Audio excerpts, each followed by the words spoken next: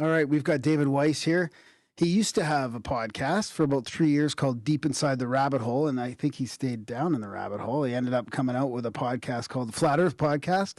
It's been a while since we've been talking about doing this. We're finally here. I'll just say that, David, you can talk a bit about your background on your own. I won't read the whole bio here for you, but thanks for coming on and having this interesting chat with us. Thanks for having me. Glad to be here. Love talking to people that have an open mind and are willing to listen and consider new ideas. Yeah, for sure. We're in that category. I did listen to a couple of your podcasts, and you do a fun job over there. And we're, like we said, we've been waiting years to do this. At first I was like, no, we can't do it. It's like the we're kind of like, we're participating in the PSYOP if we're going to even address it. But then we were going to send a balloon up, yeah, and we were participating in it anyways, subconscious or unintentionally. And then, our listeners, like there's a bunch of our listeners that want us to do it and a bunch that don't. So we thought, you know what, we're going to finally do this, and you're the guy. Let me talk about that a little bit. I started a podcast years ago called Deep Inside the Rabbit Hole, and we talked about all of the deceptions, the false flags. I'm assuming that I don't know your audience, but much of your audience knows that a lot of the stuff that we're shown as fact is just completely fake. Yeah. So in the third year of this weekly podcast, people started sending me flat Earth stuff, and I would just delete it, and they would repeatedly send me stuff. I wouldn't watch a 1-minute video, and I banned not countless, but a good number of people from our social media. You're not even allowed to come here because you want me to spend a minute of my time watching a stupid video that has to do with the Earth being flat. That's utter nonsense, and I refuse. For 6 months, I wouldn't even watch a tiny video. Then I was talking with Sophia Smallstorm. Some of your listeners might be familiar with her. Yep. She did 9/11 Mysteries. She did Unraveling Sandy Hook in 2, 3, 4, and 5 dimensions. Must-see films that are no longer on YouTube. And we were talking about just a whole bunch of hoaxes and stuff that were going on. And I said to her, I go, towards the end of our conversation, I go, it's just unbelievable how much deception there is in this world. And she goes, oh, David, it's worse than that. I think the Earth might be flat. And I was like, are you friggin' kidding me? And she goes, here, watch this video. And I think what she sent me was either Mark Sargent's Flat Earth Clues, or it might have been another video, but I'm pretty sure it was Flat Earth Clues, which is a bunch of short segments, basically just asking questions that can't be answered in the helio-nonsensical model. And then I spent 2 weeks, 17, 20, 24 hours a day trying to debunk flat Earth. At the end of 2 weeks, I knew one thing for sure. We don't live on a spinning rock water ball rocket. And I didn't know what the hell was going on. And after that, started the Flat Earth Podcast because Deep Inside the Rabbit Hole just couldn't handle it. And here we are today, 4 years later, and Flat Earth is where we all live. It affects every single one of us every single day. And once you realize what's going on with the world, you can start seeing a lot of other things. Yeah, when I was a kid, I remember in school, science class, or in elementary school, like learning about the solar system and the Earth that we live.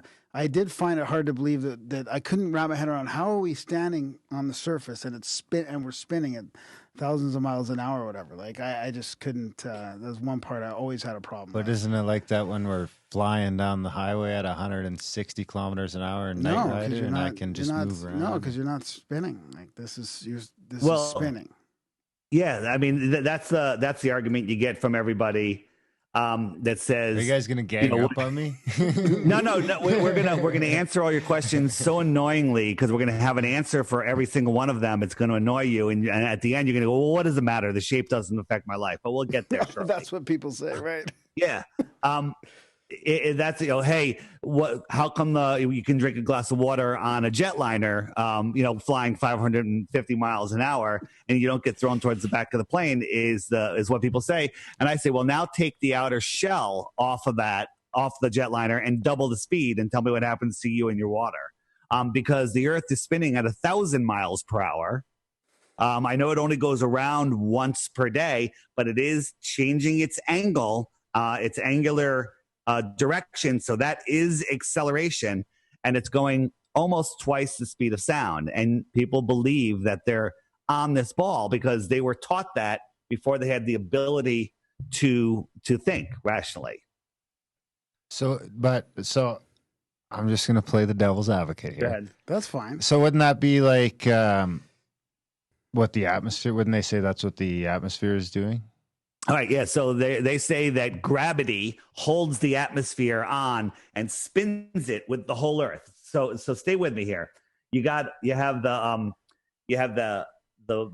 globe is spinning all around. So at the equator, which is the center of the axis of the Earth, that is going about 1,000 miles per hour. The quick math is the Earth is about 24,000 miles in circumference. It rotates once per day. That's 1,000 miles per hour, 24,000 miles. Everybody's with me there. Yeah. But if you are up in Alaska, and Alaska is closer to the axis of rotation, and you draw the circle on the globe, that's a much smaller circle. You're in Alaska, you only go around once per day, but you're only going maybe 300 miles per hour because you're closer to the center of axis. Does everybody understand that? Yes.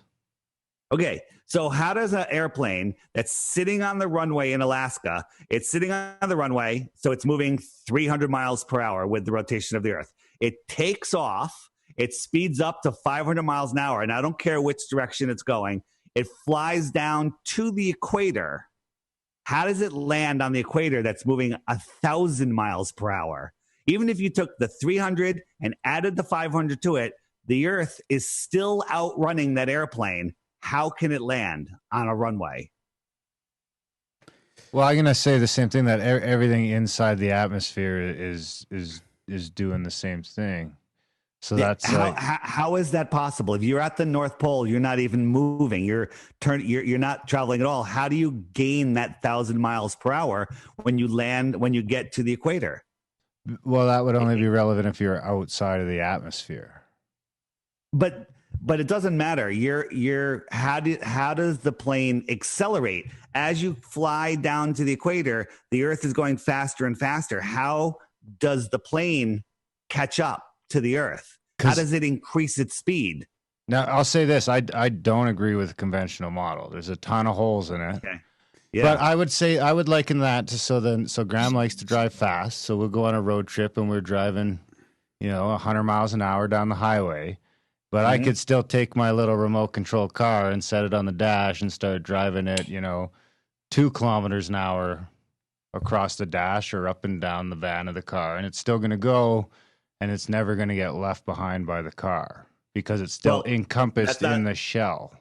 Yeah, that's not a fair analogy because the airplane is in the air. It's not attached to the Earth, and it's going to a part of the car. Every piece of the car is going at the same miles per hour. A spinning ball has parts that go different speeds in miles per hour. Same rotational speed, but its miles per hour varies from 0 to 1,000 miles per hour. It makes absolutely no sense whatsoever. So the other thing that's kind of along those same lines is you were mentioning how a plane, if you're traveling across the globe or across the flat Earth, however you want. Are we talking about if you're an traveling airplane across, or an air globe? Like if you don't constantly go nose down, you're just going to fly right out of that's the other part that. Yeah. So when you're traveling at 500 miles per hour, 550 miles per hour, the average speed of what they tell us of a commercial airliner, the horizon is dropping away from you at a mile every 2 minutes.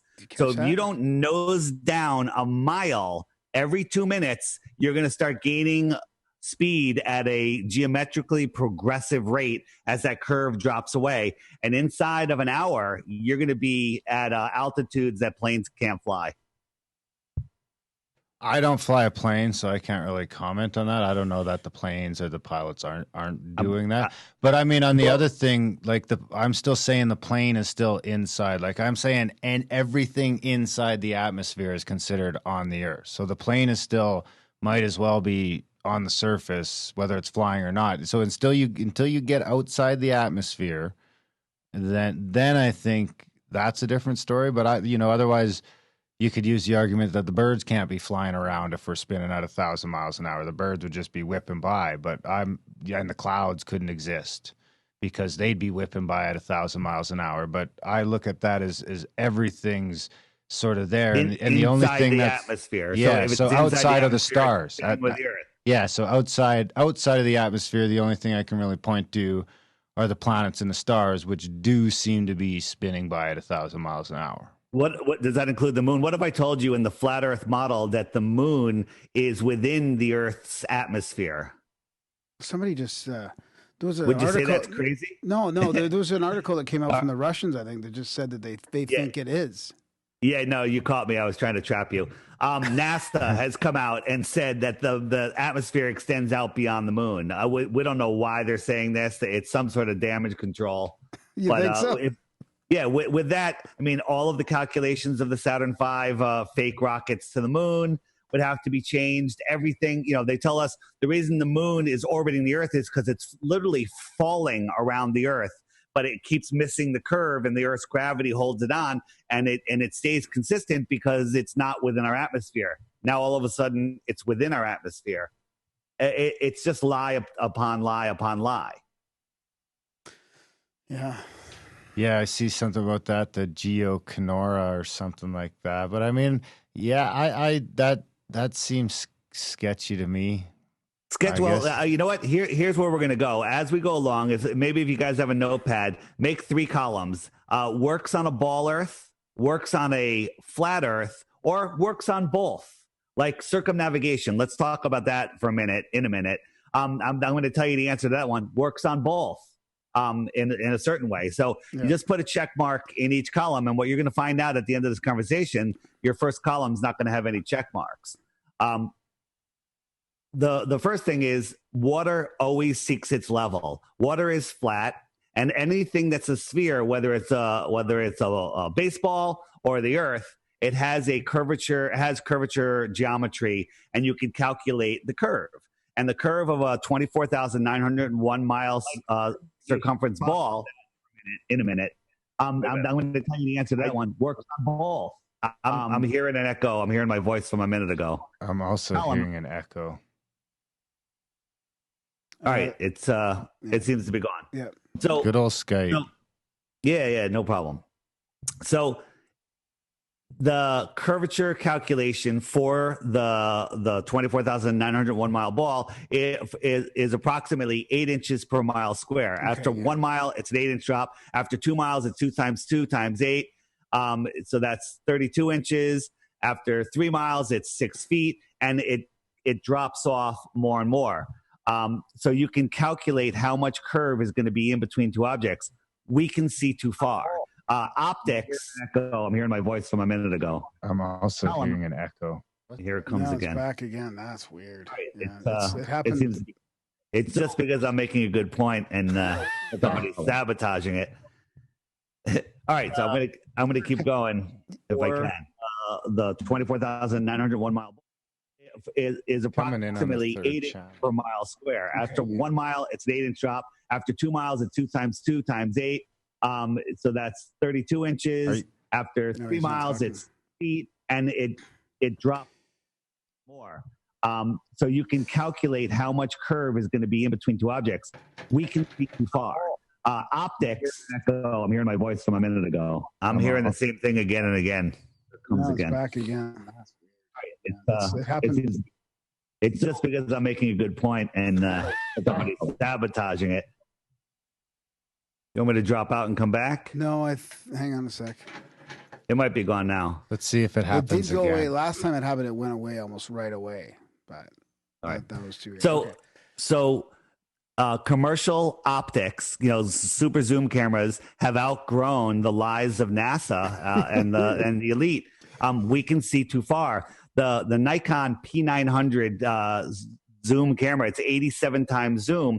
We're seeing things that should be thousands of feet below the curve. Right. Now they've come out with the P1000, which is 125 times zoom. I'm hearing music now. What in the fuck is...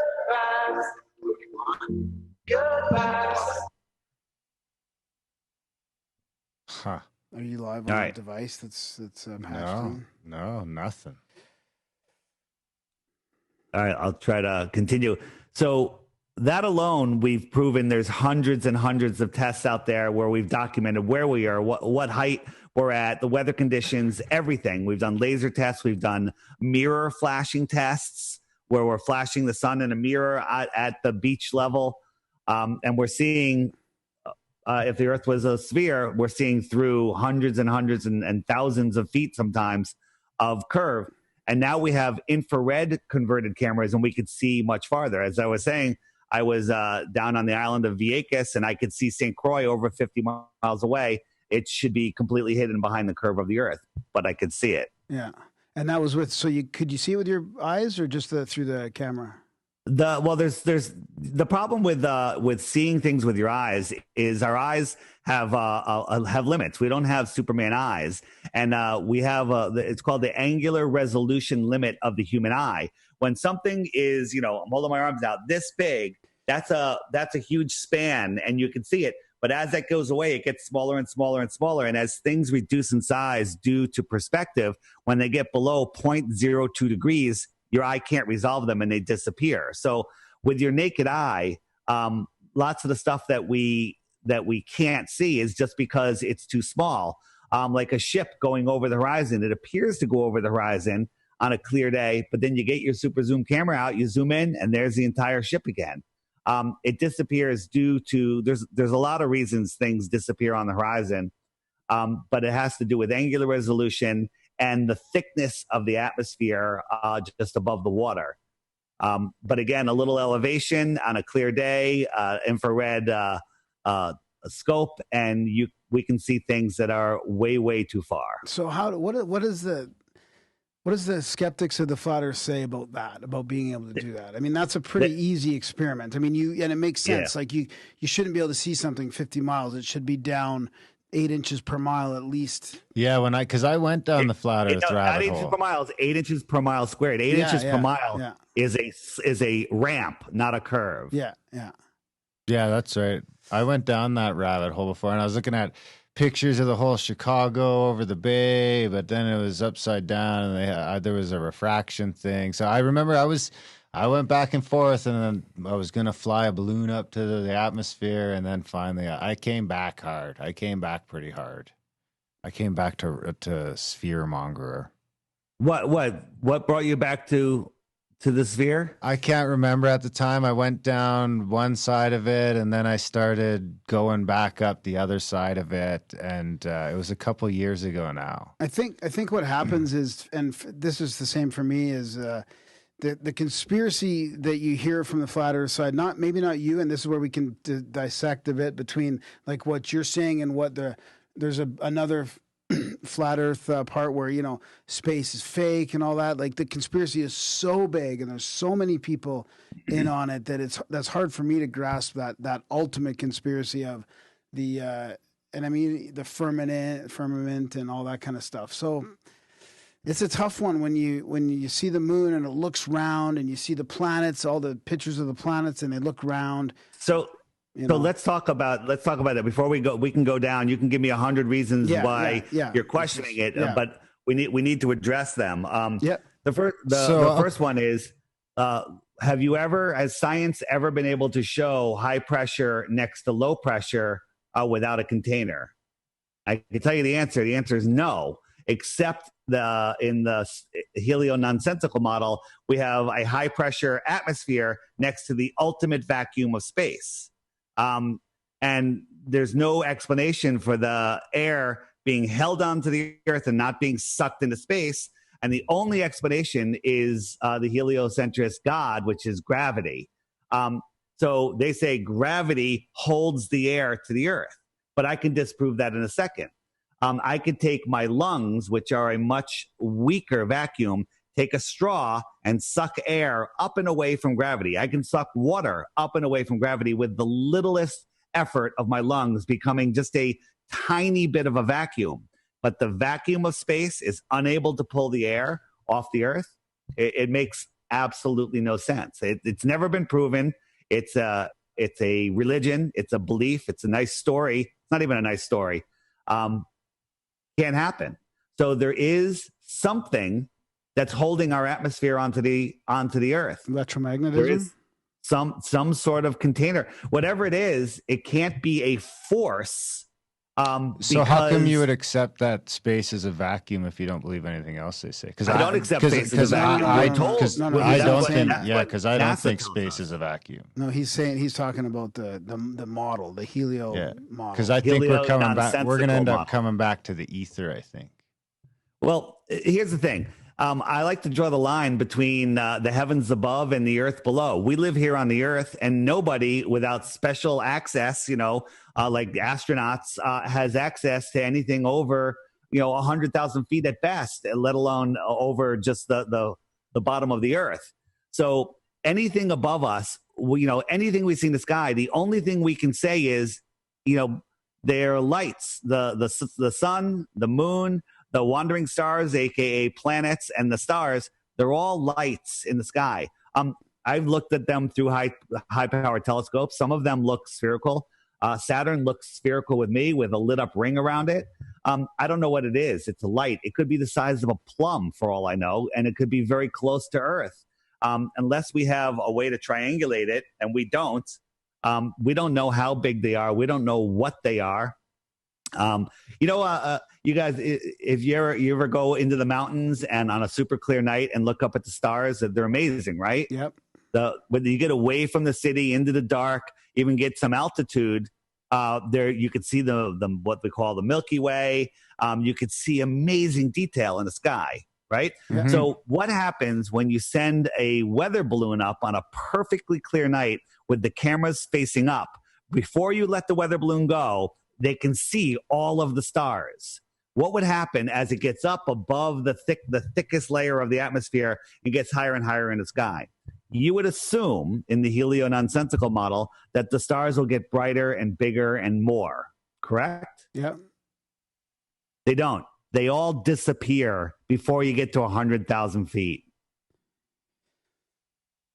Okay. I can't explain that. Okay? I don't know what the stars are. I don't know where they are. We were talking about the moon a little while ago. The moon is new right now, so you won't be able to see it. But in 2 weeks, you're going to have a full moon. Go out when the moon is full, and hopefully there's a bunch of little clouds in the sky. There's a light layer of clouds. And what you'll see is the clouds right next to the moon are lit up like the moon. Like if you had a bunch of cotton balls hanging in the room and you had a flashlight, if the flashlight was 100 yards away, it would light up all of the cotton balls. But if the flashlight was just a foot over that layer of cotton balls, it would just light up the ones right around it. And that's what we see when we look at the moon. It only lights up the ones that are right next to it, not the other ones. So what does that tell you? But then how come I could move over, a couple hundred feet if I'm driving in my car and my yeah, but it's still the same effect. It's still a small, because it's your view of the moon that I don't. Correct. What about so when I watch the sunset at night, how come I can see it shine on the underside of the clouds? No, you can't. You think that you're seeing that, but that is just optics in the sky. There's a lot of videos out about that. There's only one place, I forget the name of that mountain. It looks like there's a shadow going up from the sun, but what you'll never see is the sun shining on a ceiling. If you're up on a high mountain in Denver, Colorado, Mile High, whatever, when the sun sets towards the very end, the sunbeam should come in and hit a ceiling, but never ever has a sunbeam hit the ceiling of a level room. It always just goes away and sets due to perspective and a bunch of other things. I call it the atmospheric obfuscation deck. It becomes a point where the sunlight can't even get through the density of the atmosphere, whether they're clouds or even on a clear day. There's a certain amount of atmosphere that just becomes opaque. It becomes sky. I've filmed it a couple times I have a drone, And on a super clear day with zero humidity, so it has to be around freezing, facing west with a 4K camera, if you film the sun at the very end of sunset, and you'll see it coming down towards the horizon, and then it'll stop. And then it just gets smaller and smaller and smaller. And before it turns into a pinprick and disappears, it actually disappears into the thickness of the obfuscation deck, I call it. And it just vanishes. I have a playlist on my YouTube channel. DITRH is my YouTube channel, and it's called Sun Fade Out Videos. I encourage people to watch them. They're like 3 or 4 minutes each. There's 4 or 5 videos. Watch them and think about what you are seeing. If you watch the sunset on a high plane where there's very low humidity in the air, the sun will shrink to a dot and then disappear into the thickness of the atmosphere. If you watch it over the ocean, which is always moist, where most people see sunsets, it will get magnified as it's moving away, getting smaller. So you're having this dance of perspective making it smaller and magnification making it bigger. So it doesn't even look like the size is changing. And then the cloud deck, which merges with the horizon, the sun just goes past that cloud deck and it looks like it's dropping below the horizon, but it's just sinking. It looks like it's sinking, but it's just getting blocked by the cloud deck. And there's experiments that you can do. There's people that have done the tests. People say, where are you getting your flat earth information? YouTube?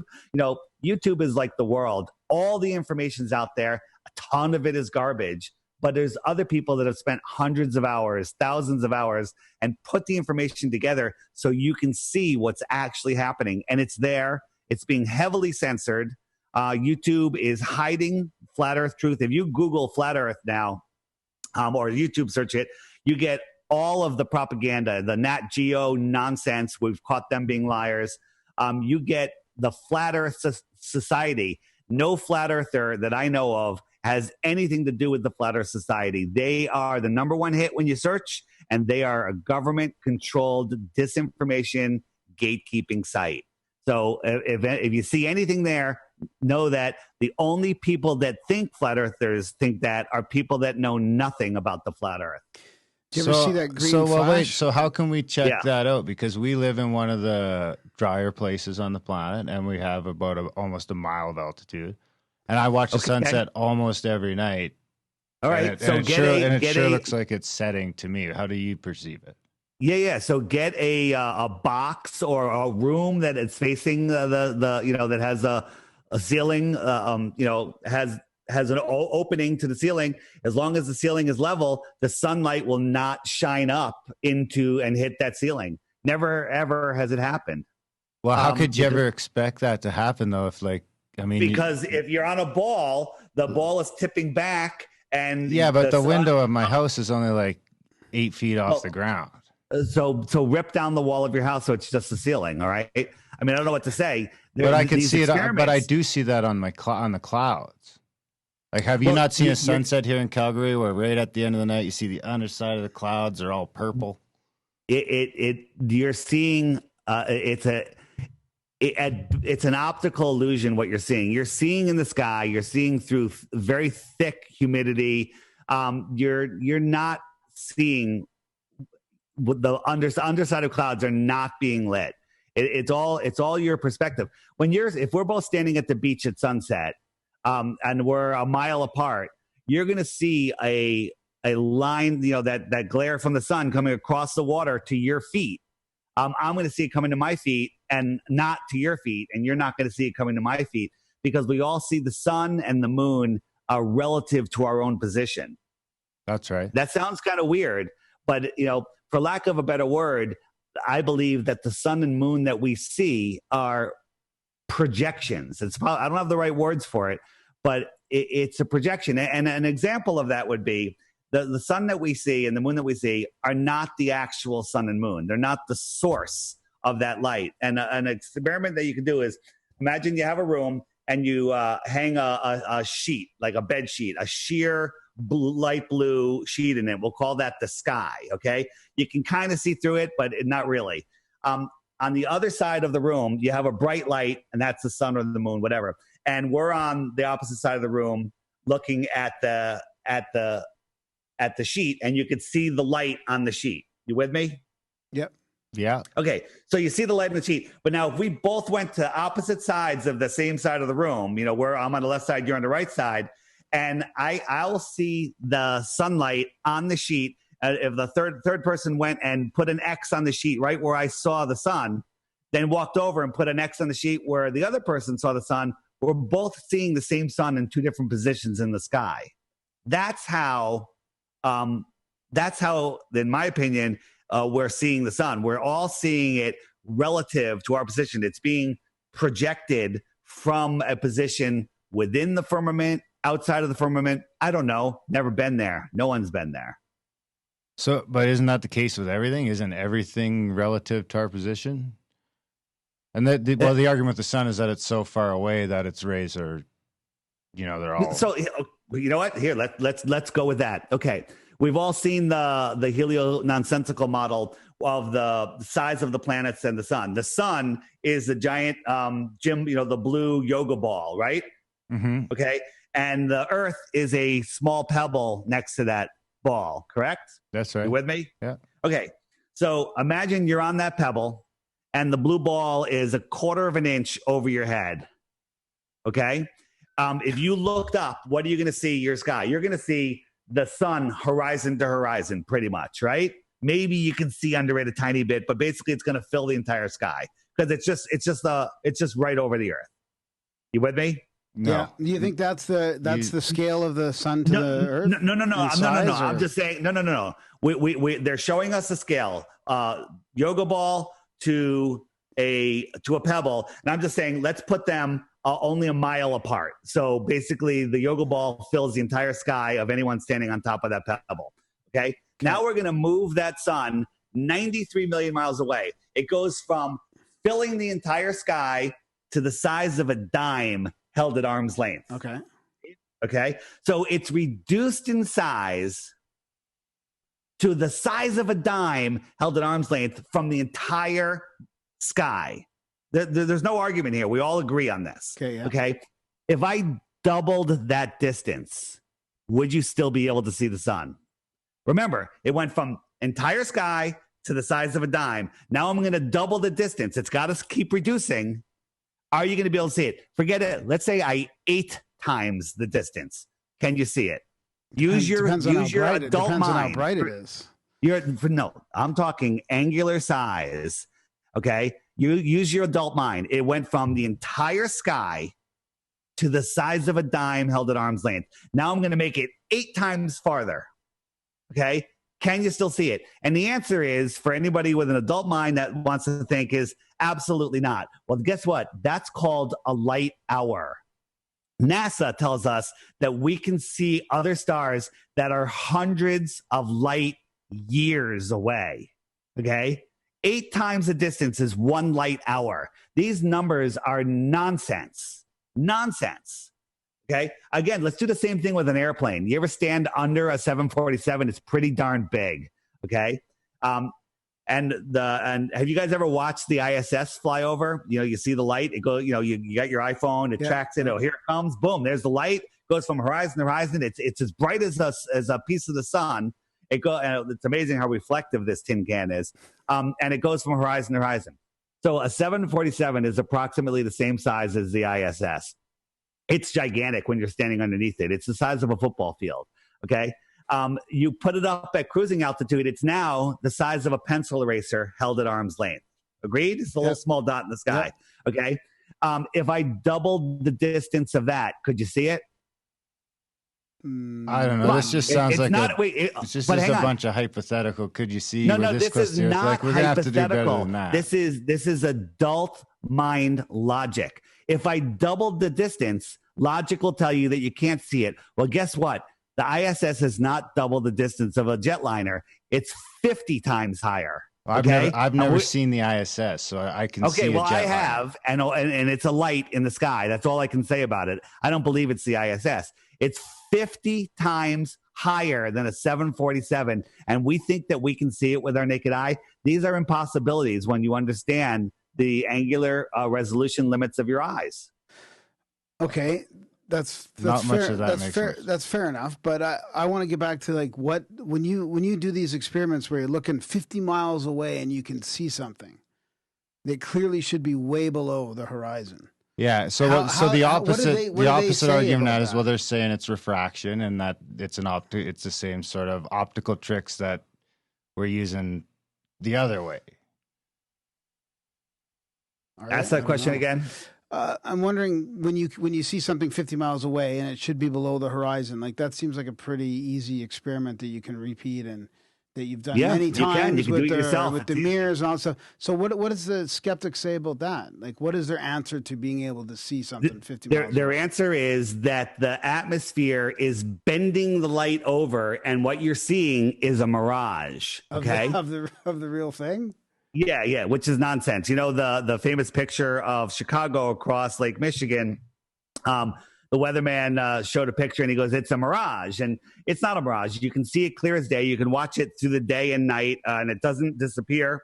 One of the researchers actually went there, got on a boat, and filmed it and drove the boat all the way across the lake, and it never disappeared. If it was a mirage, it would morph and it would have disappeared. Right. But it didn't.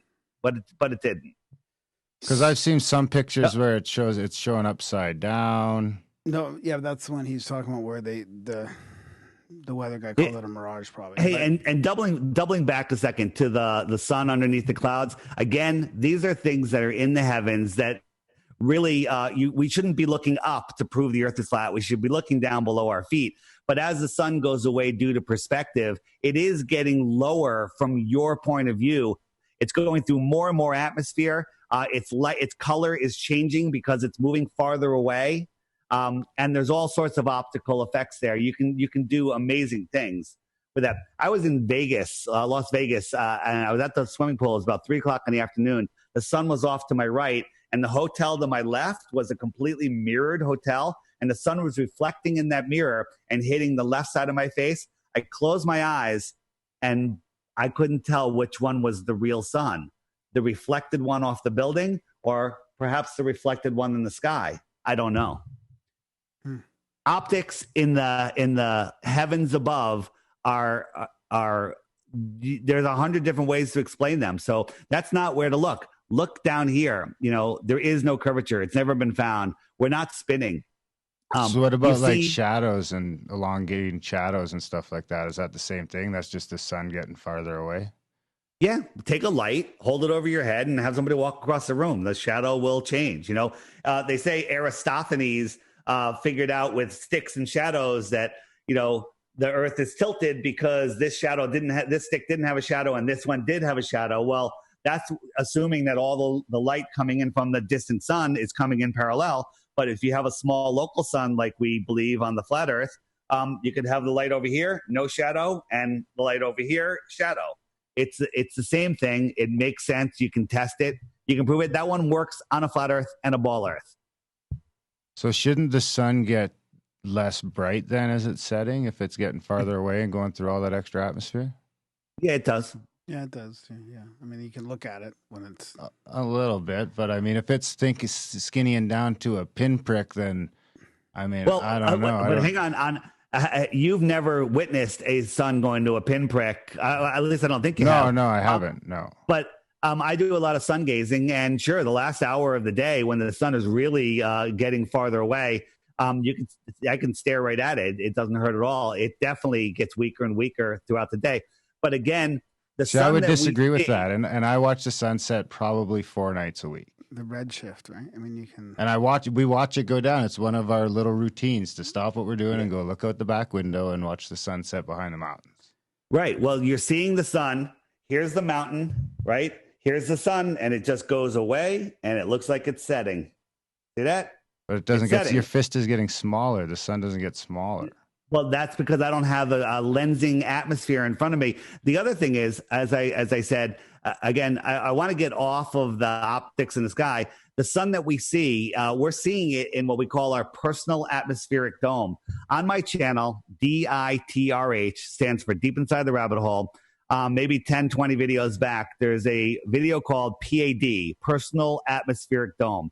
Can't really explain it here, but if you watch it, you'll see that the sun that we see when it rises, the sun that we see is less than 100 miles away. And when it sets, it's less than 100 miles away. These are my numbers. It could be less. It could be more.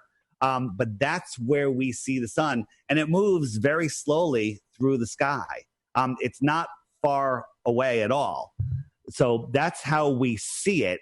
And you can't, here's the problem. You can't triangulate the sun. So if it's only 100 miles away, how come then I can drive from here to, Winnipeg? And is it following me? Because yes, it's following you. But how come it's still sunny when Graham's still back here in Calgary, 1,000 miles away? So go back to my sheet in the room example. You got the sun on the far side of the room, you got the sheet cutting across the room. And if you are right next to the sheet on the far side from the sun, and you'll see the sun there, you can move all the way across the sheet and that sun will follow you, same size, all the way across.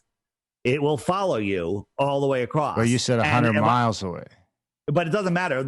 Jump that scale. That sheet is 1,000 miles long from north to south. It doesn't matter. The sun will follow you.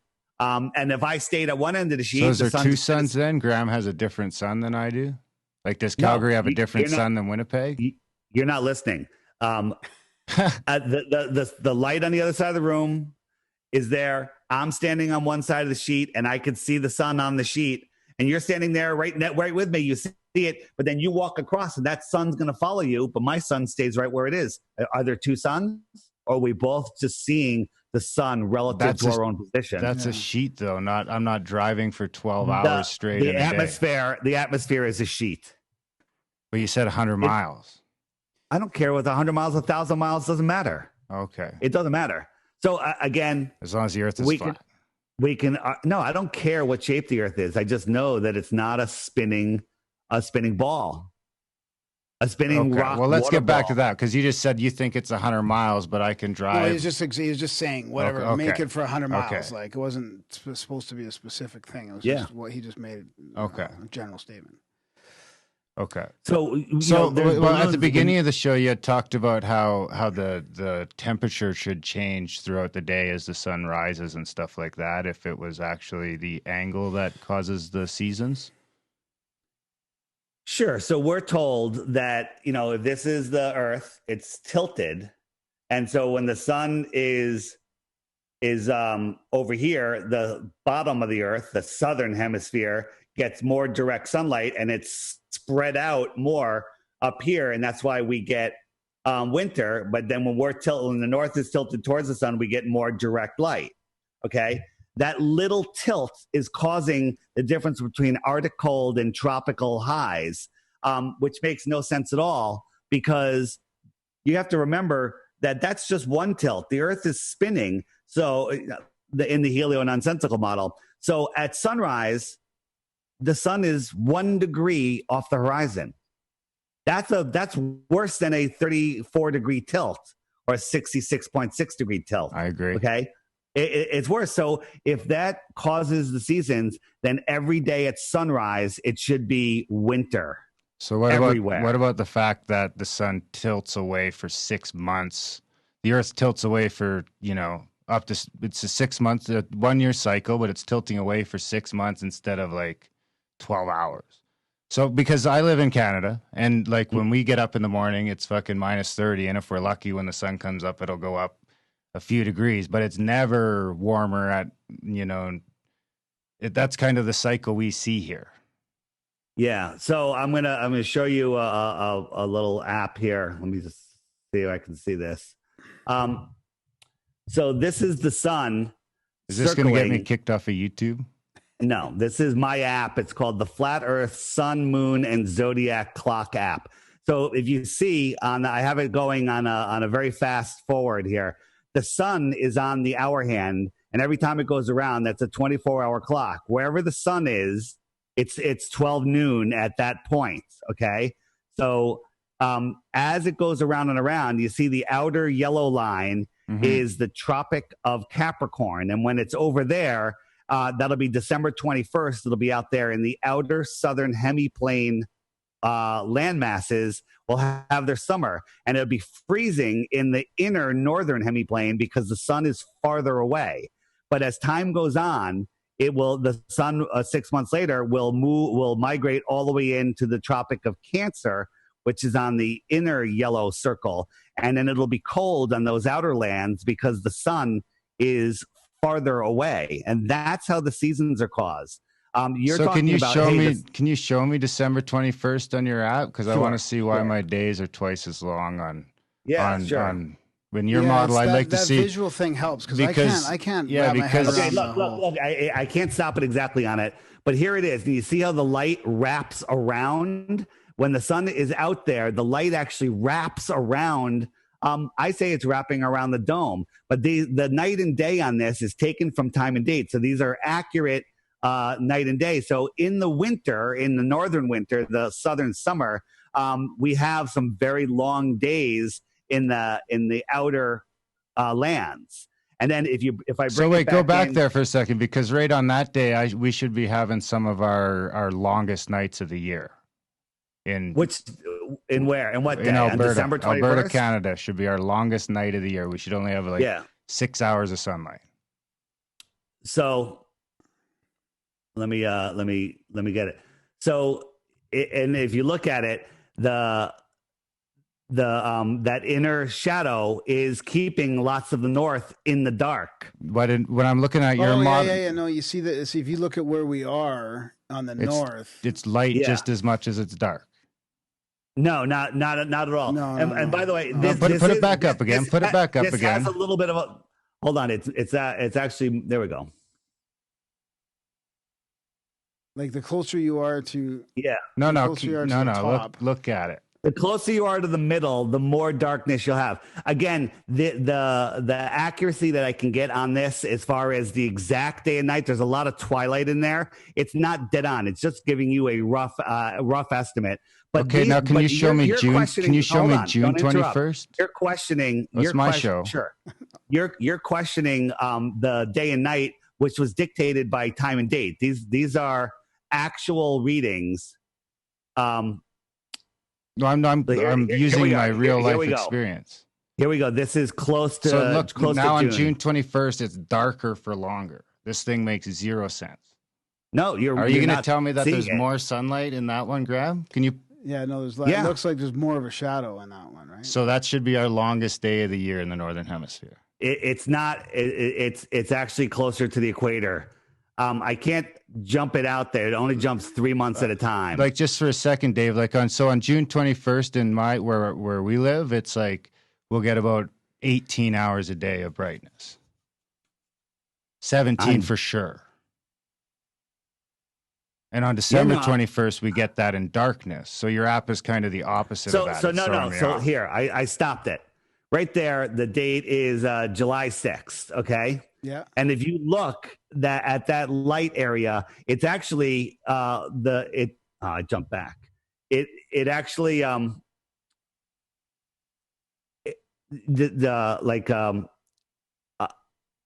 that's June 21st. This is June 6th. June 6th. So close enough. That should be the longest. My longest. Yeah, but you can look. There's some areas that'll have that have 24 hours of sun. Yeah, that's right. You're having very long days. Look at it. Look at the sun is encompassing the middle. Okay, so it is right. That's not the point of this app. This app is showing you actual readings, but this is how it works. Okay. Okay.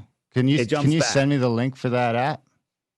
Yeah, absolutely. But if you just go on the Google Play or Apple and just put in Flat Earth Sun, and it's Flat Earth Sun and Moon Clock, it comes up. Also, listen, for those listeners that are new, in the app, you have this right here. Every day there's a new video, and I guarantee if you watch this video each day for 2 weeks, unfortunately, you'll become a flat earther, and there's nothing you can do about it. All righty. So what are some of the other things that are a little bit easier to follow besides the solar and the lunar stuff? Like it's hard for me to wrap my head around the seasons and the fucking light and dark and all that. Like we've done here's the problem with I could tell you guys that I'm a doctor, I'm an MD, and I gave up my practice because I don't like allopathic medicine. And I could tell you a great story about it. And you have two choices. You can go, okay, and your day's done. You have a new belief. And you don't have to do any further work. Or you can question me, figure out where I live, figure out where I went to school, call a school, figure it out, and find out I'm not an MD. That takes effort. Finding the truth is not as easy as believing a lie. A belief is the enemy of knowing. Belief is easy and lazy. We live in a world of the Twitter mentality, 140 characters, and then people tune out. If you want to know the truth about where you live, it isn't an hour. It isn't 5 hours. It isn't 5 weeks. It is constant researching and not with the bias of trying to prove the earth is flat. It's trying to find the truth. I don't want the earth to be flat. I don't want it to be anything. I just want to know the truth of who I am, where I am, what I am. And it is observably and obviously flat. Interesting. Any questions from the chat? We got one that asked feel free. How do the jet streams work in the flat model? How do jet streams work? So tell me this. Did you know that, so remember the earth is spinning at 1,000 miles per hour. Okay. From west to east, right? It's spinning to the east. Okay. That way, so we're spinning to west and east. Did you know that the jet stream at 40,000 feet is going 200 miles an hour faster than the earth is spinning? It's outrunning the earth. And most people think, well, the jet stream is because the earth is spinning and it's making the jet stream. The winds are outrunning the rotation of the earth by a couple hundred miles an hour. That makes no sense in your model. We've also shown the jet stream where they show it dips down around and then it goes up and then it goes down. And we've seen that jet stream that zigzags up and down. Lay that jet stream out on a flat earth map and it's a perfect circle. Okay. On a flat earth map, we have inner winds going one way. We have outer winds going the other way. And it's a beautiful orchestration of perfect circles. On the helio-nonsensical model, they're going up and down and curving. It's nonsense. Okay, but so using that as an example, I just watched you bend and curve and twist the dark versus the light in your app to make light fit your model. So, I mean, No. I didn't do that. I took that from actual readings. All right. I took that from actual readings of where day and night are. I didn't make it up to fit the app. Oh, no, I get that. I get that those are actual readings, but how come the darkness is half of the earth at some times of the year, but and how come it's more, right? A lot of people look at that. Yeah, no, I'm with you. And that was a perplexing one for me. A lot of people say, the fact that you've got to concede that the sphere model does a pretty good job of explaining that.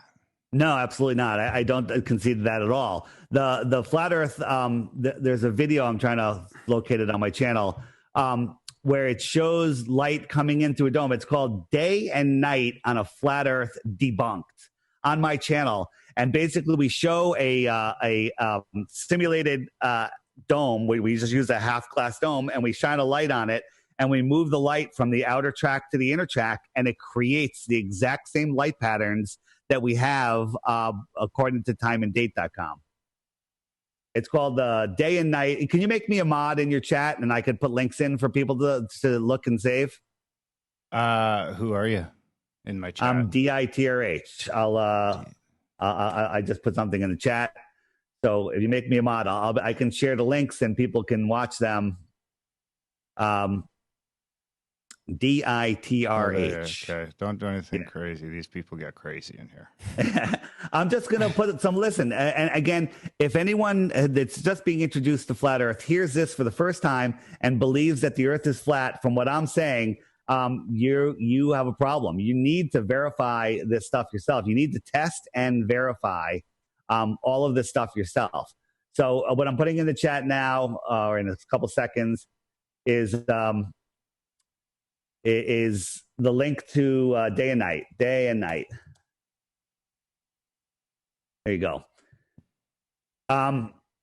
So people save these links, open them up in other windows, whatever, watch them after the show and put them in there. Another thing is that you'll have telling people that the Earth is flat is literally like taking the ball away from a child that doesn't want to let go of their beloved ball, because it basically destroys everything that they've ever believed, and nobody likes that, having the rug ripped out from under them. It's easier to convince somebody of a lie than to convince them they've been lied to. Well, yeah, but we kind of like to figure that kind of stuff out around here. We go against the grain in a lot of ways. Yeah. Well, here's the thing. I don't want anything to be true. I just want the truth. People say, what about love? People say, you just want it to be conspiracy. You just want clicks. I don't want any of that. I want the truth. And when I discovered that the greatest deception of all, the flat Earth, it really is life-changing on so many levels. And once you understand how important it is, and that it's how the elite keep us slaves, then you'll understand why they're protecting this deception. So what can we do? Like, we were going to do a thing, and we had kind of joked about it a couple years ago. We didn't take it seriously, but you know what? You've almost reinvigorated the gas. So what can we do? How can we prove this motherfucker? Is it possible? Can we put up a balloon with a camera on it? Yeah, we've done it. There's a YouTuber called Dan Dimensions. Watch him. He'll show you how day and night work. Were you with them though? Like, I'm thinking, like, me and you meet up in fucking Arizona. We hook up a big fucking balloon with a camera, and we hang out together for a few hours, and we see what this fucking thing sees. Well, we've seen it. We've sent up lots of balloons. I live on the East Coast. You personally did that though, or just watched videos of them? No, other friends that I personally know have done it. The Globebusters team has done it. Iro Landucci has done it down in South America. There's many of us. Dan Dimensions, another flat earther, is putting tons of balloons up. And he is showing how day and night work, how day and night can be side by side, where daylight and sunlight are two different things. The sun is electric. We live in this electric magnetic world. And the sun is we're on board. We're on board with that. Yeah. So getting to your long days, you have these long days, but you don't see the sun the entire time. Antarctica has 24 hours of daylight. Lots of it's twilight, but they don't see the sun for 24 hours because the sun is too far away. But the sun is electrifying the nitrogen, which is the majority of the atmosphere, which fluoresces blue. Okay. So, and the way to prove that is the sun comes up on one side of my house. It's still on the horizon. I could be on the other side of my house and read the newspaper. How is that light getting to me? It's electrifying. It's putting on the daylight in the sky. It's like a photographer. You have your main flash and you have your backlight lighting everything up. Because if you just had a flash, it would be like the Blair Witch Project. So you have daylight and sunlight, two different things. Well, now is that how the moon works too? Then instead of it being it's more of a light source on its own from like a Tesla coil from the sun. Is that what you believe? Well, I personally believe that the moon is its own light and that it gets its power from the sun. And the position of the sun to the moon does correlate to the areas of the moon that are fluorescing, for lack of a better word. The moon, we're told, is a dusty, dirty rock. We've seen the astronauts on there, which is just nonsense. And we're to believe that from 238,000 miles away, the sun at 93 million miles away is lighting up that dirty, dusty rock. That's reflecting to the Earth so bright that we can read by it at night, and it's casting shadows. Okay, and it's creating moonbeams through trees. That's ridiculous. Okay. And if you look at it, it's illuminated. A full moon is illuminated equally from end to end. If you light up with a single light source, any ball, there's a hot spot in the middle, and it fades out through the outside. Okay, that's not what we see. We go look at the full moon next time it's out there. It is its own light. Did you know that the sunlight puts a fire out, where moonlight makes a fire burn bigger? There's also a lot of people that say that, and there's experiments. I'm still on the fence about it, but there's a lot of experiments that are really making me look that when you're in the moonlight, it's colder than in the shadow on the same evening. There's lots of variations there, but I'm seeing more and more tests that are showing this. Again, I'm not saying that's a flat Earth proof. I'm just saying it's very interesting of what is going on. But I think it's an electric universe proof, maybe. Yeah, well, sure. There's the electric universe group. They think that it's heliocentric, but they're a lot closer to the truth, knowing that that's electromagnetic in nature. What causes precession in the flat model? Precession of what? The stars? The equinox. Yeah, I don't really. Have you been around to see that? We're told that the North Star wasn't always the North Star, and in 40,000 years there's going to be another star that's the North Star. But we just happen to live in the time where the North Star is the North Star, and it hasn't moved in all of recorded history. Well, we just see like ancient monuments that are a little offline that would have probably been lined up 10,000 years ago, 12,000 years ago. I don't agree with that at all. We don't know what was lined up with what, but there's still stuff that's lined up today. I mean, a lot of people use the Stonehenge as proof that we're flat and stationary because it's lined up with whatever star it's lined up with. But do you know that Stonehenge was built in the 1950s? Well, no, I didn't know. It's a fake. It's complete fake. There's a channel, there's a video on my channel. Just search DITRH Stonehenge fraud. And I'll show you the actual video of it being constructed in the 1950s. Wow. I don't think I've ever heard that one before. Yeah. I thought I heard that they moved it. It doesn't matter. Even if they moved it, that's not the story they're telling. They're telling that this is it's a complete fake. It's total fakery. All of our history is a lie. They say, people have known the earth is flat for 500 years. Personally, I don't think we've known it for 150 years. In the late 1850s, early 1900s, people still were teaching flat earth, and people were being persecuted in the early 1900s for trying to teach heliocentrism. Really? I thought that was like 300 or 400 years ago. Well, that's what we're told, but again, nobody knows what happened over 150 years ago. Right. There's all sorts of stuff that went on in the 1850s that blows us away. All of these buildings that were built. If you go to Boston, there's these architectural buildings that we'd have difficulty building today, and we're supposed to believe the Pilgrims built them. I mean, it makes no sense. Well, we're supposed to believe slaves built the pyramids. And yeah, I would believe that a lot of our history is a lie. I would agree with you there too. But I mean, I don't like the idea of just throwing out precession or saying, we can't see it.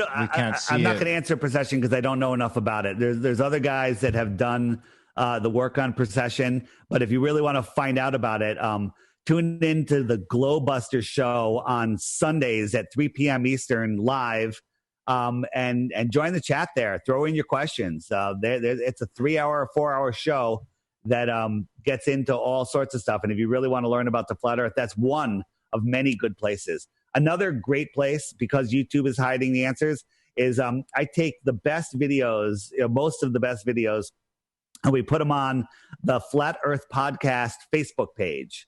If you want to really learn about flat earth, just go to the Flat Earth Podcast Facebook page or website, and start going through the videos there. Like, if you're like, hey, what about eclipses? How do eclipses work? Or how does circumnavigation work? Just go there, scroll down, find the one that says circumnavigation or eclipses, and watch it. Want to talk about circumnavigation? Is that one proof that you guys think proves the ball? No, I don't care about circumnavigation. I'd be more curious of well, like I said, precession was one. Another one would be probably like why when we witness a lunar eclipse, the Earth's shadow appears to be round. Is that just a joke? Like so I could see if the people in control are trying to convince us that the Earth is round instead of flat for whatever reason, that's one thing. But if the shadow of the Earth is appearing to be round during an eclipse and the moon phases and everything, let me answer that one for you. During eclipse, I mean, does that mean the Creator is trying to trick us as well, or whatever created it, the universe, whatever they're trying to? Let me answer this one for you. We're all programmed as children by the Bill Nye, the scientist, Neil the Ass Tyson, and Lying Box. These are the three figureheads they put out there to brainwash us, and we've been brainwashed to believe that only a sphere can cast a shadow of a sphere, no matter what angle it comes in from, on another sphere. And that's absolutely false. Okay. If you take and you can do this yourself, get a ball, a basketball, and a tennis ball or whatever, and a single source light, and move that ball, eclipse the other one with the light. A sphere making a shadow on another sphere starts off as a long ellipse. It morphs out, and then it leaves as a long ellipse. If you want to cast a perfect curve like we see, on the moon, you can do it with a straight edge. A straight edge will cast the same. And I am not saying that only works if the moon is round. I am not. Hang on. I am not saying that a straight edge is causing the eclipse. Okay. But a straight edge will create the closer to the shape that we see during the eclipse on a sphere. On a sphere moon, a straight edge blocking the light versus another sphere blocking the light. I thought the moon was a light. Hang on a second. Okay, sorry. I'm talking about the helio nonsensical model that you believe in. I'm using their examples, showing you that they're telling you that only a ball can do it. Only a ball can't do it. Okay? A ball can't put a circular shadow evenly as it passes over another ball. A straight edge can. But I don't believe that it's the Earth at all. There's been over 50 documented eclipses called Seleninian eclipses, where the sun and the moon are visible at the same time above opposite horizons during the eclipse. Okay. Oh, wow. So that eliminates the Earth from being part of it. Now, again, we're back up into the sky trying to prove the Earth is flat. Also, the shadow comes in from the top of the moon rather than the bottom. There's some people that say there is ways where optics can do that. I'm not going to disagree with that. Again, there's many different ways to show that. I've also have a couple of videos on my channel that show with a projected sun how a moon can eclipse the sun and you can never see the moon. Do you know that nobody has ever seen the moon approach the sun for an eclipse or exit the sun? We only see it eclipse the sun, and never from anywhere, from the space shuttle, from any point on Earth, in any conditions, has anyone ever seen the moon approach or leave the sun. So is it really the moon that's doing it? I don't know the answer.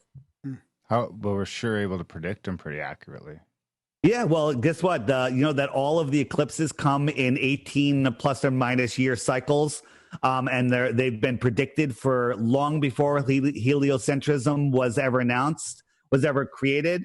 And the NASA uses one guy to tell them when all the eclipses are, and he uses the method that was used long before heliocentrism was ever announced. Have you guys heard of the Antikythera mechanism? Yep.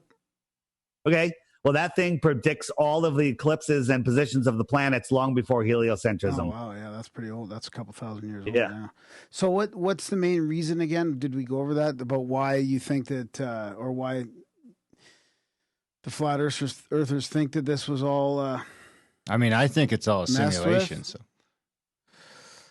like, why are they doing this? Like, why all the fakery on this? Why are they hiding the flat Earth? Yeah, control or Yeah. So there's a thing called natural law where basically I'm not allowed to kill you, get in your face. So basically, you have to not break your free will. And the elite know this, and they cannot break free will. So what they're doing is hiding the creator. They don't want us to know where we are. They don't want us to know that there's more land, most likely.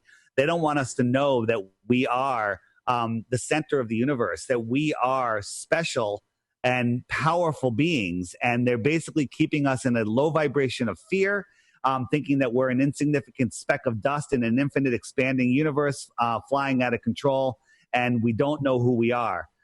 If everybody woke up to the flat earth tomorrow morning, that would be the end of the elite's control. What have I told you? There was possibly hundreds of more continents out there. I'd say you're more crazy. Land.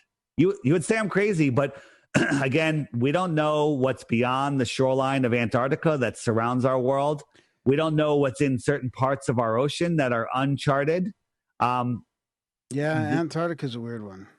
Yeah. So, I mean, I agree in a lot of that stuff about the free will and the elite. I mean, they do. I mean, there's a lot of, you know, the low vibration, the fear. I mean, we're kept in a constant state of fear, but fear takes away your power. When you're, FDR said, the only thing to fear is fear itself. That's the truest statement ever made. When you are living in fear, you lower your vibration and you can't create your reality. We live in this magical world where our thoughts create the world that we live in. And the elite are controlling our thoughts through media, through, education. The indoctrination system. I mean, think about it. You're the elite, and you're in charge of what goes into textbooks, what's taught in all the universities and all the public schools. And you could teach people stuff that would empower them and make them one day question your power, or you can teach them what will make them perfect little government slaves. Yeah. What are you going to do? Okay. I agree with all that too.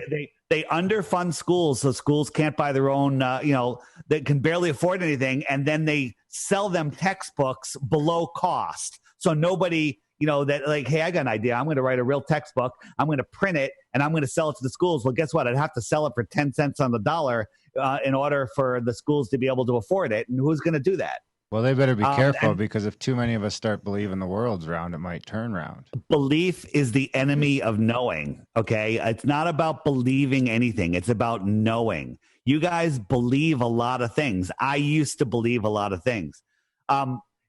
Somebody mentioned a while back in chat about extraterrestrials or aliens, I think they said.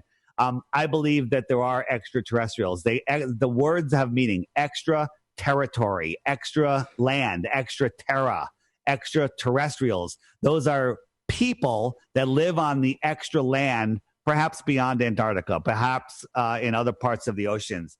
And they're here. There's a video on my channel called The Outward Flow of Civilizations with myself and Sophia Smallstorm. Anybody wants to look into how civilization flows outwards. It's not proven, but there's a lot of evidence leading towards it, that there are other lands beyond the shoreline of Antarctica. We should go. We should send Graham. Yeah, we were going to send Graham on the Antarctica skiing expedition, but it's like 2 months long. Here's the flat Earth map. Here's the North Pole, okay, in the center. You put a compass on here. The compass is going to point to North Pole. So if I want to go west, I'm going to go west, but west is a circle. And west is a circle on the ball Earth. Any straight line on this map from anywhere is south. Like I'm going here. This is north. Well, guess what? I'm going south now. I'm going west. I'm going south. Every straight line is south. And that is true on a ball Earth or a flat Earth. That is true in our world, and it actually doesn't work on a flat Earth.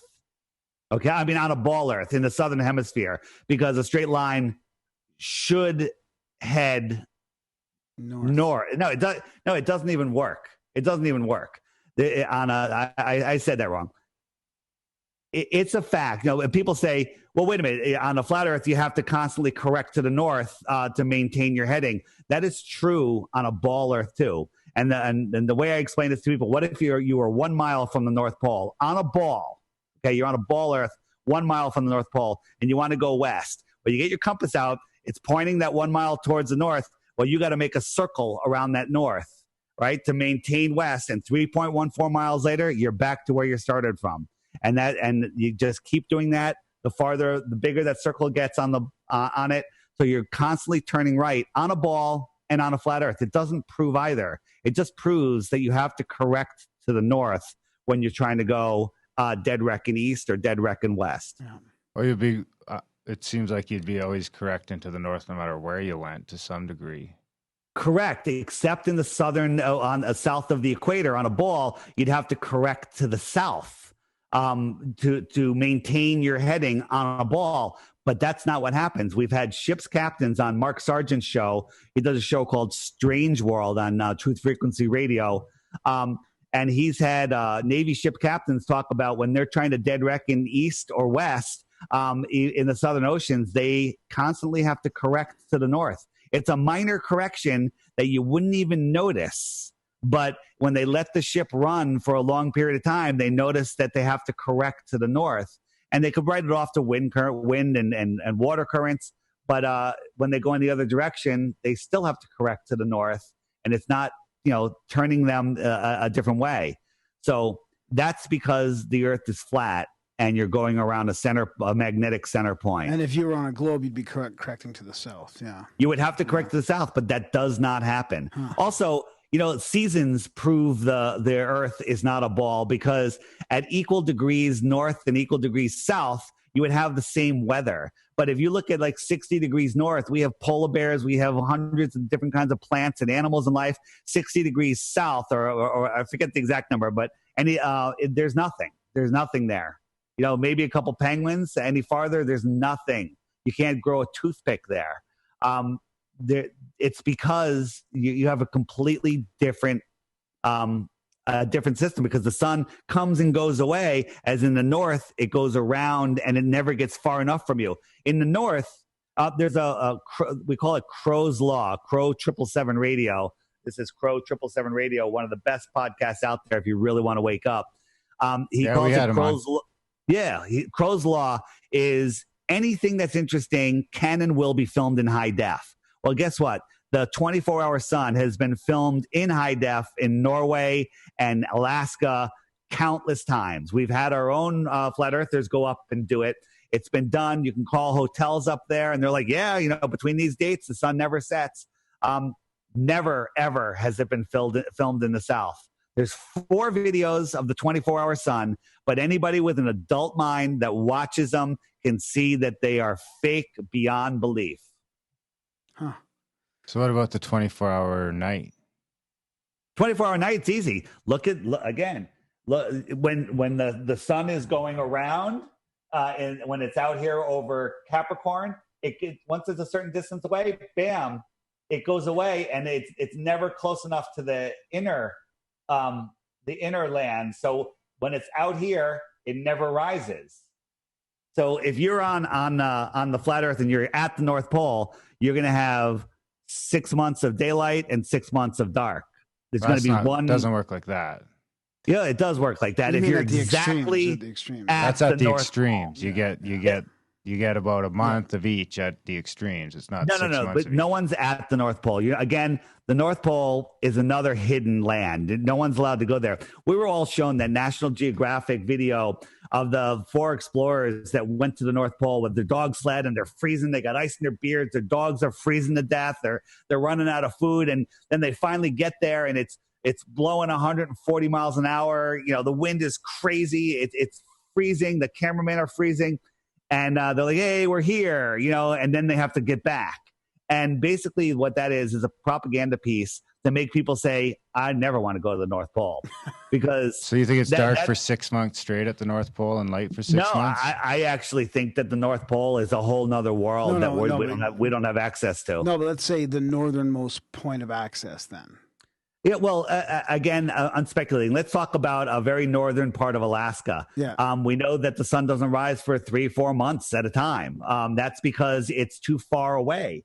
It's out. It's in the outer southern hemiplane, and it never gets close enough to rise due to perspective. The sun is local to the Earth, and it never gets close enough during December, January, February to light up the inner northern area. Huh. I have to get that app and play around on that. But yeah, we appreciate you coming on. The Flat Earth Sun and Moon Clock app, get it, watch the videos, play with it. Oh, another thing it does, which you guys will like, is it has let me see where we are here. It can also show you the zodiac. So it shows you how the sun is. You can see right now that the sun is in Pisces. Let me slow it down.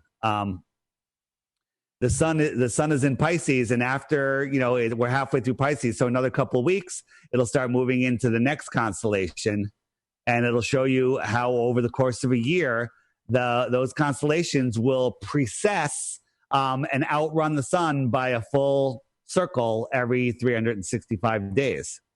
So what day is that on right now? Right now, the date is today. It's March 7th. Right on.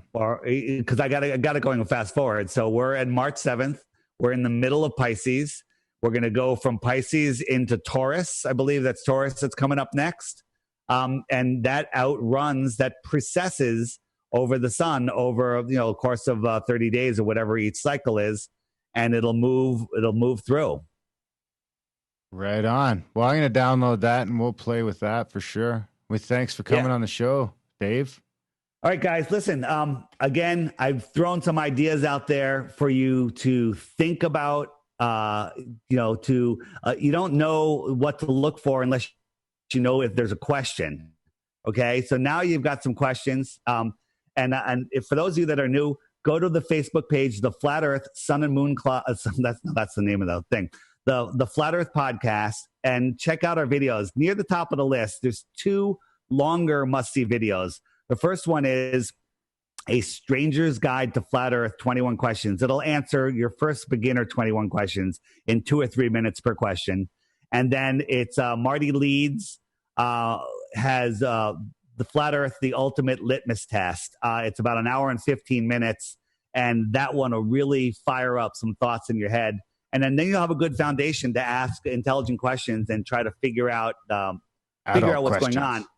Yeah, but again, try to stay out of the sky because we don't have access there, and there's too many answers. All the planets around, and we're the only flat disk. Well, I don't believe in planets. The only pictures of rocky planets that we've seen come from NASA and Disney. Disney is the more credible source. It's also like saying, hey, all the pool balls on our table are round, so therefore the pool table must be round. It's not an argument. It's an observation that you can't verify, and that's really not a good way to go prove it. We can see too far. Water lays flat. You can't have high pressure next to low pressure without a container. And stay away from the Flat Earth Society because they're disinformation, right? Absolutely. None of us believe anything that goes on in there. That's pure disinformation. Flatearthpodcast.com for the greatest videos, not all my videos. And DITRH, my YouTube channel, has lots of 3, 4, 5 minute, 2 minute, 1 minute videos. Okay. Go through some of those, but a warning, my 2 minute videos are a gateway drug to hour and 2 hour videos. Alrighty. So does the Flat Earth Society have more extreme? Like what's the disinformation that they're putting out mainly? Oh, they say, Sue, I don't even know. I don't go there. But one of the things the big thing they put out there, they have the disc, the turn up floating in space, where it's a flat Earth floating in space as their logo. They say that gravity is caused, flat earthers believe that gravity has caused the Earth rising 9.8 meters per second, and that creates gravity. That's nonsense. The Earth does not move. And that's it. There's so much information out there proving the flat Earth. There's zero proof of the ball Earth. You know, when people say, "Oh, there's tons of proof of the ball and none of the flat," that's the opposite of the truth. Ask them for one proof, and if it's a picture, show us the specific picture, because NASA even admits that they don't have any real pictures of Earth. They're all photoshopped CGI constructs.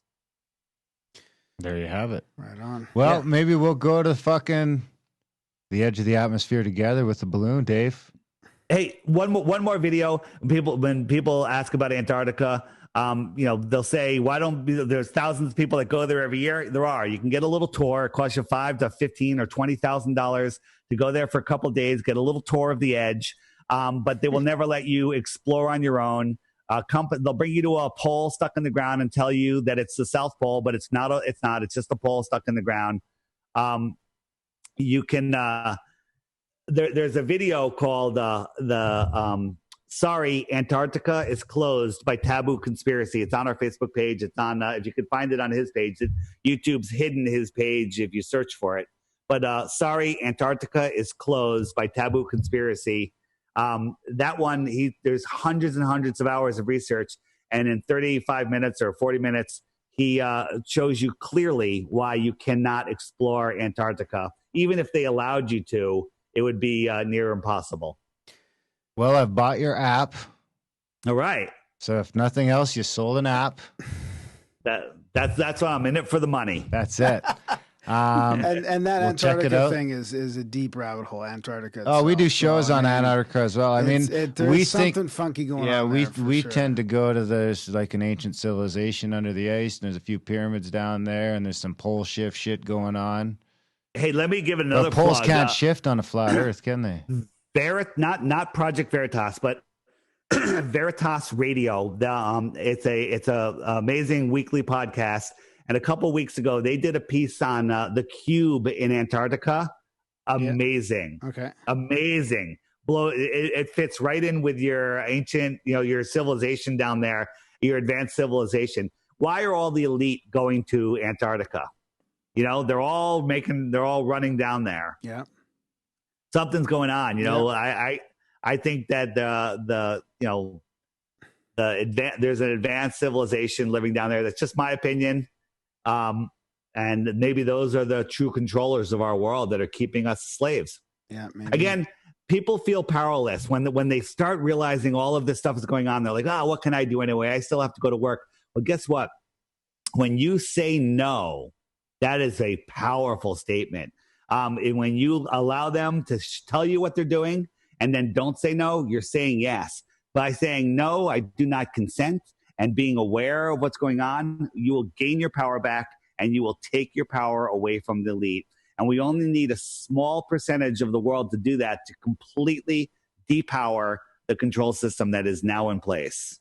Right on. Well said. Excellent. Well, if nothing else, we got a good fight going in the chats tonight. Definitely a polarizing subject. The trolls follow me everywhere. There seems to be a troll army that follows you around. Yeah. It's only a couple guys, a couple idiots. The couple guys that don't like their ball taken away. I don't like to say that people are government paid shills. I just think they're idiots.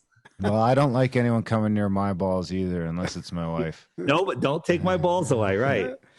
Right on, Dave. It's been a blast. Thanks for coming on the show. Thanks for being such a good sport about it all. All right, and best of luck. This is Anunnaki. Okay, nice. Long before I realized that the Earth was flat. Awesome.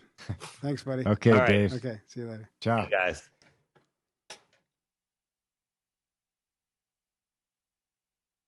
And that was our chat with David Weiss.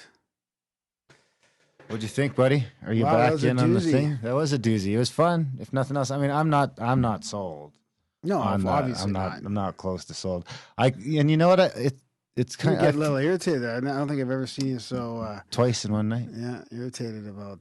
Well, I just like I get a couple times you're missing his point in a way, like he wasn't trying to be exact. You're like, what, 100 miles? Like, well, I think the problem is I think you need to be somewhat exact if you're going to start talking like but you can't use crazy analogies like the Earth is this far away, or That's why. That's why I asked that. If because it was the right scale, away I'm right? just I was thinking, okay, is that the scale? That's not the scale. So it can't work. But he was like that. going. He wasn't. That wasn't his point. His point was if you take it that far away, like if it's covering your whole view, and then you take it 80 times away or whatever. But those analogies are hard for me to follow. Are you back on the Gasa? No, man. I don't. This is our show. We done it. If we stumble across it, I mean, look. Alex Jones is going to pay for Eddie Bravo's trip to do that. Oh yeah, so that's right. If Alex Jones, guys, if they flip Alex Jones, I'm in. Yeah, exactly. If Eddie flips Alex Jones, then I'll say it's in. Yeah, it's anyway. I'm not ready for this one. I'm not ready for the flat Earth. It's too big of a conspiracy. It's too much for you. Too much. Hurts with the space and the planets and Anyway, huge thanks to Dave for coming on the show. What happens in our CE5 events when we're out there in the middle looking up at the stars or the lights? Maybe they're not stars. So how do you explain manifesting sightings in the flat Earth model? The firmament, like it's still beings in the firmament? I mean, I agree with him on a bunch of points there, right? Like I agree with certain things he said, like certain levels of control, and I do believe that there's an active thing to take away our power. Yeah. I do believe humans are able to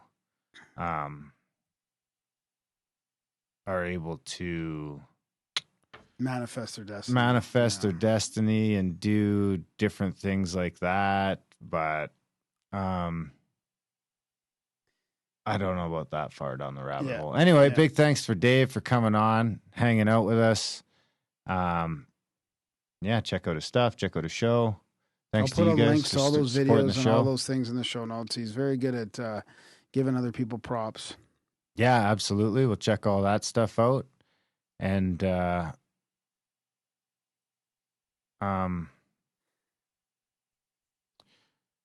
support the show.